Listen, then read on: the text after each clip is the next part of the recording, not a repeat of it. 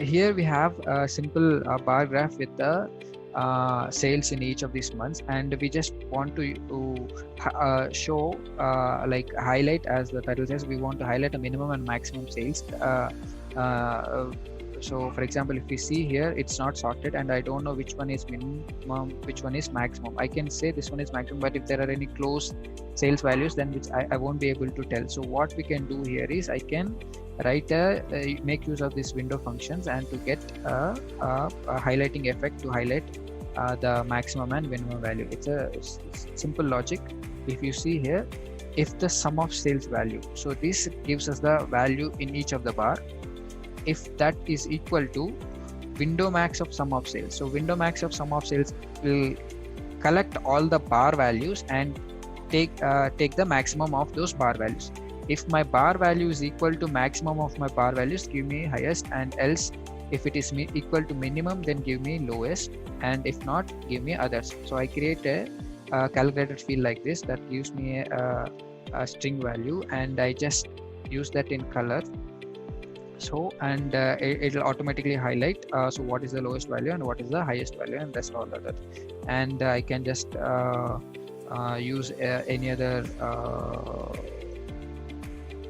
so when I use a region like this, it will split up across each of the sales, and my highlighting still remains for each of those regions. So in each of this region, what is the minimum and what is the maximum, it highlights. So that is one thing that we can use for window functions. And coming to the last activity. Hey, Jagdish, 1 second. Yes. Can you please show the formula once again, please? That okay. the calculated field. Okay, so okay, window maximum. Okay. Okay, got it. And then so there's a color accordingly, right? Got it. But here, see, when you say window max, right? So have you set the table calculation to pane or something that you were able to differentiate between each of those things? Yeah, so by default, what Tableau uses is based on the view that we have, it kind of automatically figures out that we are trying to go table down. That's why I didn't bother. But if you check it here, compute using, it's already doing table down. Acha. Got it. Understood. That's why it figured out that, hey, I should calculate maximum and minimum on each of the columns. Understood. Okay, got it. Yeah, and okay, so we'll move to the last activity today. So this is a little complicated one, so I'll do it myself. I'll explain what we are trying to do here. So I have order date here on my x-axis each and every day, and my respective sales. Now my task here is, let's say if you can see my calendar over here, we are on Thursday in this particular week. Okay, now I want to show an average value of my last week. For example, in my entire this week, from 26th to 1st of this week, I need to show the average sales value for the last week. So that is from 19th to 25th. Likewise, I need to show something like that. Let me show you how the graph looks like. This is how the graph looks like. So the actual sales are in orange, and the blue sales are the average values that we want. So in this particular week, it is basically going to the previous week, and it is taking the all the values and getting average for those values and putting it in this particular week. So that's why you can see a constant line for each week, average value, and we want to achieve this sort of thing. Now I'll just show you how to do that instead of, since we're running out of time. I have created two calculated fields. Number one, so it's clear that I have to use a window function. I have to use, based on my current week, I have to jump back to if I'm on certain Thursday, the logic I'm explaining, trying to explain the logic. So when I'm on certain day, I have to go back 1 week, number one, step one. And once I go back to 1 week, I have to find the Sunday in that week. So for example, when I'm on 23, I have to jump back to Sunday because I want the average value from Sunday in the last week. So I have to jump back to Sunday, and I have to calculate the number of days from this Sunday to my current day. So from 19th to 30th, how many days are there? So thereby, if I know how many days are, if I calculate those number of days, then I can simply give that number as an offset. So for each day, on this day, hey, go back to this. Let's say this is 4 and this is 4, 5, 6, 7, 8. Go back to 8 days. So it will calculate from here. When I'm here, I'll tell him, hey, go back to 7 days. So it will automatically come here. So that is what we are trying to achieve. So this becomes my starting value, and then my ending value should be simple. So starting from here plus 6. So I should end till Saturday. So my starting value and ending value. So now all I have to do is calculate this starting value and ending value. So I have already did that. So if you see my previous value, so this acts as a starting value. Calculation is little lengthy, but it's very simple. Let me explain that.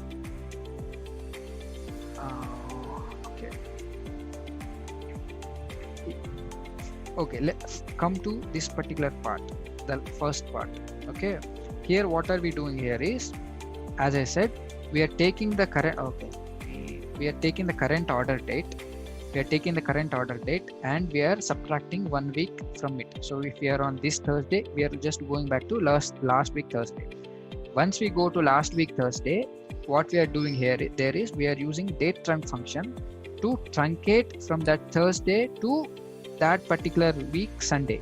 So we are using Sunday as a week starting. So it will basically truncate to the first day of that week. Since we are using Sunday as a week starting, it will automatically jump to that Sunday. So this will take us to that Sunday state in the last week. And from there, what we are doing, we need to get the difference in number of days from that particular last week Sunday to current day. So what I did, I used date difference function from the current date, which is order date, to this last Sunday. So it will give me number of days.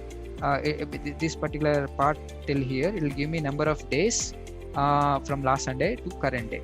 And I'm just taking average and int. I'll tell you why we are using average later. But and I'm since average can produce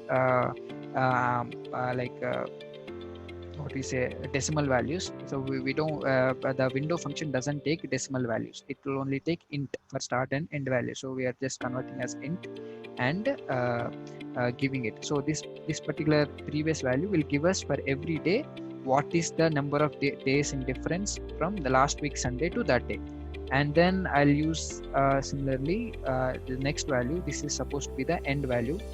So whatever the days that has been given by previous value, just use plus 6 to get to the end of that week, end of the last week. So based on that, if I have my start value and end value, all I need to do is now I have to create my window function value. So I'll come here, window average, and since I need average, say sum of sales, I can use calculated fields that I calculated here. So start from the whatever the value that the previous value calculated field gives you, and end at next whatever the value that my next values calculated field gives you.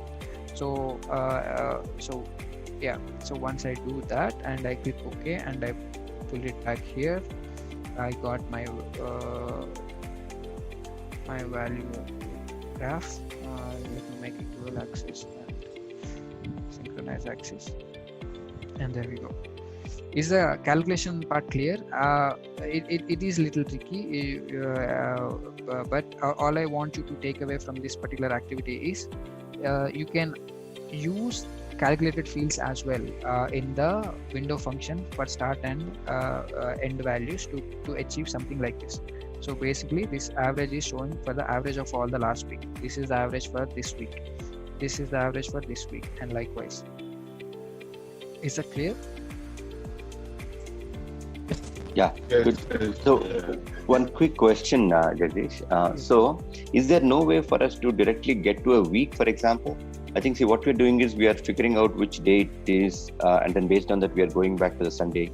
And then obviously we have to, I lost a little bit in between, but similarly, I would assume that you would go to the ending of that week and then you would do the average, right? That's what we are doing, correct? Yeah, so based on our, yeah. So, is there no function like a week number or anything like that that can help us here? we have week number function. Okay.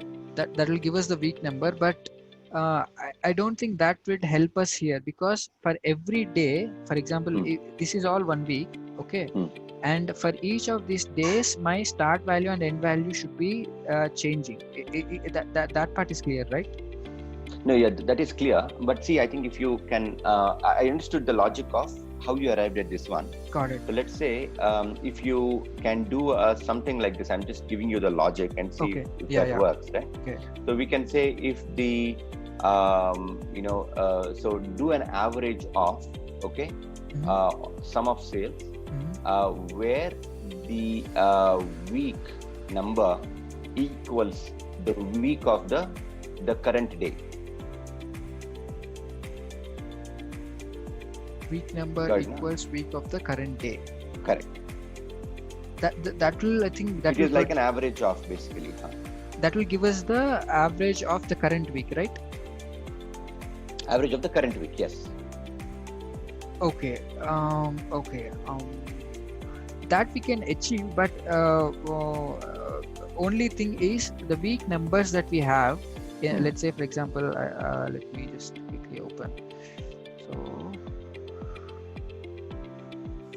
order date, week numbers.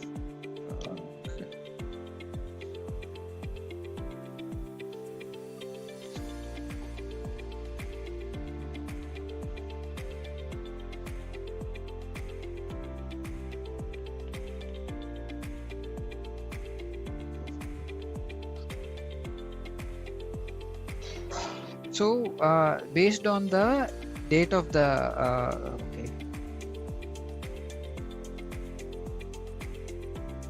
So basically that will give you that bunch, right? For each of the week, it will give you a specific number. We can potentially use this. I think my question is answered. That hey, there is probably a way for us to do this, right? There is a way. Only thing that I am thinking could be a problem is, for example, these weeks are already fixed for a certain day, I think so. For example, the week starting for a day, we cannot. I don't think we can change for these numbers. So, so like we did in the calculation field, we use Sunday to start as a week starting, right? Correct. We don't know if this week that this is presenting as week 2, if it is starting from Sunday. Got it. Understood. Yeah, I got it. I think so. As long as it allows that, right? Then it becomes sort of flexible. Whichever day that particular company treats as a week, you can potentially give that, right? So it can be Sunday or maybe Monday or whatever that. That flexibility it can potentially. Yeah. And in this particular task, we are actually not doing the average of the current week, but we are doing the average of the last week, I think.